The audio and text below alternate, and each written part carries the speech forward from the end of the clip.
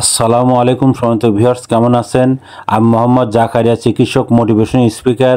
আপনাদের মাঝে স্বাস্থ্য বিষয়ে আলোচনা নিয়ে আসলাম। বন্ধুরা, বিভিন্ন সময় বিভিন্ন ধরনের আলোচনা নিয়ে আসি। আজকেও স্বাস্থ্য বিষয়ে আলোচনা। আজকের আলোচনার বিষয় যে পেটে কৃমির হওয়ার লক্ষণসমূহ এবং কিভাবে বুঝবেন যে পেটে কৃমি হয়ে গেছে। তাহলে ভিডিওটা প্রথম থেকে শুরু করে শেষ পর্যন্ত না টেনে শুনবো। প্রথমে একটি লাইক দেব, সাবস্ক্রাইব করব, নোটিফিকেশন অন করব, পেজে ফলো দিব। তাহলে স্বাস্থ্য সম্পর্কের নোটিফিকেশন আপনাদের কাছে পৌঁছে যাবে। তাহলে বন্ধুরা মনোযোগ দিয়ে শুনুন।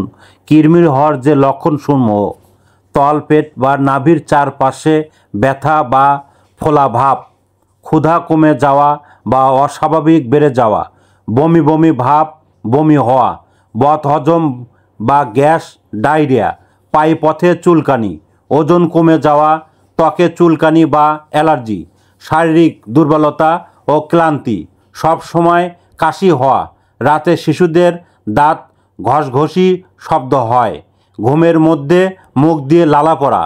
বন্ধুরা, এই ধরনের সমস্যা হলে বুঝতে পারবেন যে আপনাদের কৃমির সমস্যা হয়ে গেছে। আমাদের ইউটিউব চ্যানেলের মধ্যে ঢুকবেন, পরবর্তী কৃমির আপনার অন্য অন্য ভিডিও পাবেন এবং কৃমি থেকে কিভাবে আপনারা মুক্তি পাবেন এর অনেক ধরনের আপনার 1 পার্ট 2 পার্ট আপনারা ভিডিও পাবেন। আর আপনারা এই কৃমির থেকে দূর করতে যে খাবারগুলো খাবেন সেটা হচ্ছে রসুন, কাঁচা পেঁপে, তুলসী পাতা, নারকেল, আনারস, হলুদ পানি এবং লবঙ্গ, গাজর। তো বন্ধুরা, আমাদের এই ইউটিউব চ্যানেলের মধ্যে আপনারা ঢুকলে কিন্তু স্বাস্থ্য বিষয়ে বিভিন্ন টিপস পাবেন। আর পরবর্তী কী ধরনের ভিডিও চান আপনারা কমেন্ট বক্সে লিখতে ভুলবেন না। আর আমরা 100 বছরের প্রতিষ্ঠান বিরাজ মেডিকেল, যে কোনো গোপন অসুখ বিসুখ আপনারা চলে আসবেন।